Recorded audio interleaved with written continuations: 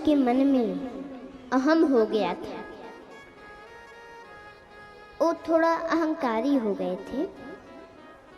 तो कृष्ण भगवान ने सोचा कि इंद्र का पूजा तो ब्रजवासी कर रहे हैं, ये तो बड़ी अच्छी बात है, लेकिन इनका अभिमान तो मिटाना जरूरी है।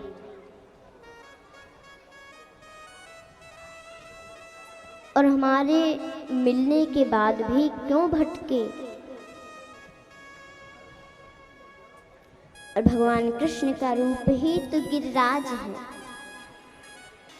बोलिए गिरिराज भगवान की जय। इतने जोर की ध्वनि हुई,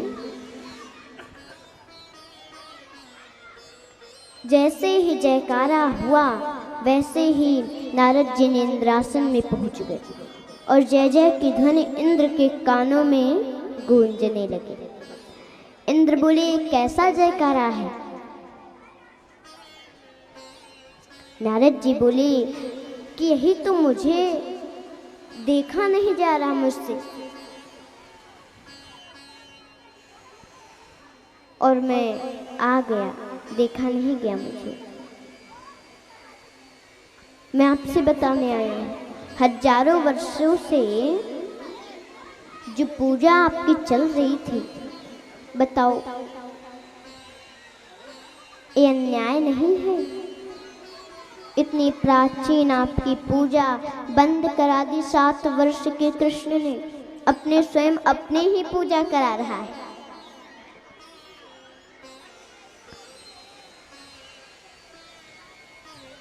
गोवर्धन का नाम लेकर अपना पूजा करा रहा है। इंद्र बोले, अच्छा तो ये बात है। इंद्र जी क्रोध में भर गए। और क्या हुआ फिर?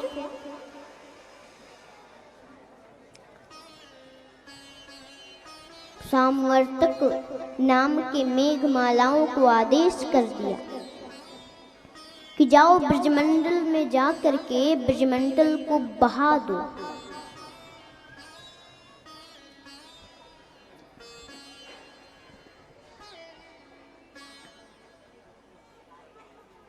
कि वहां इतनी बारिश करो,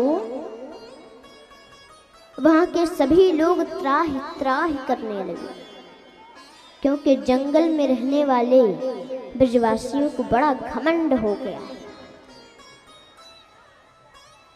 मेरी कृपा से धन मिल गया तो मेरा पूजा बंद कर,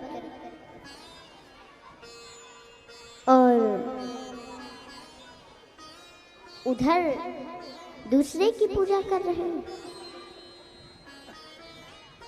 जाओ पूरे ब्रज को बहा दो। और जब इस प्रकार से मूसलाधार बारिश होने लगी तो सभी लोग त्राहि त्राहि करने लगे, त्राहि त्राहि मच गए। वृद्ध लोग दौड़ रहे हैं, माताएं और भाई लोग और गौ बछड़े सब इधर उधर दौड़ रहे हैं। एकदम प्रलयकालीन दृश्य देवराज इंद्र ने उपस्थित कर दी। तब सब ब्रजवासी रोते हुए कृष्ण से बोले कि कृष्ण कृष्ण महाबाहो तुम नाथम गोकुलम प्रभु। हे कृष्ण, तुम ही हमारे नाथ हो और तुम्हारे ही कहने से गोवर्धन की पूजा हुई। अब इंद्र जी हो गए ना नाराज, अब क्या होगा? तब कृष्ण बोले कि डरना नहीं चाहिए। देखिए आप लोग, हमने कहा था ना हमारे गोवर्धन जी आप लोगों की रक्षा करेंगे। गिरिराज प्रभु पर विश्वास नहीं है क्या? अरे हमारे ब्रज का ठाकुर है।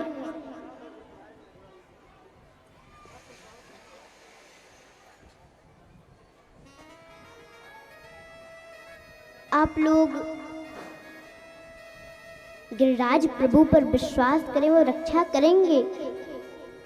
आप लोग इन्हीं का शरण ग्रहण करें। ये जरूर रक्षा करेंगे।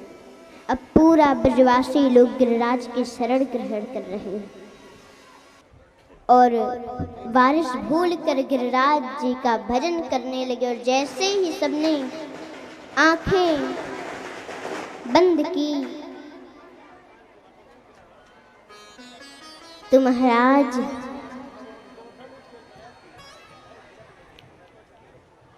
फिर खोल के देखा, 7 वर्ष के कृष्ण ने अपने इकल्ली उंगली के नख पर श्री गिरिराज महाराज विराजे। 7 वर्ष के कृष्ण ने 7 कोस लंबे चौड़े गिरिराज को 7 दिन और 7 रात्रि इकल्ली उंगली के नख पर धारण कर लिया। अब महाराज जब इंद्र जी ने ये सब देखा तो आ गए वहीं और इंद्र जी कहते हैं,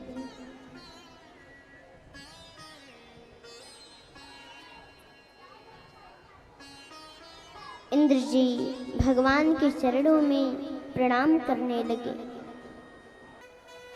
आप किसी को भी पिता बना लो या किसी को भी माता बना लो, लेकिन जगत के सच्चा माता पिता तो आप हैं। देवराज कहते हैं, देखिए मैं आपसे यह भी नहीं कहता कि दंड मत दो, पर आपको जचता हो तो क्षमा कर दो, और अगर लगता है कि दंड मिलना चाहिए तो मैंने आपके प्रेमियों को कष्ट दिया तो मुझे दंड दे दीजिए।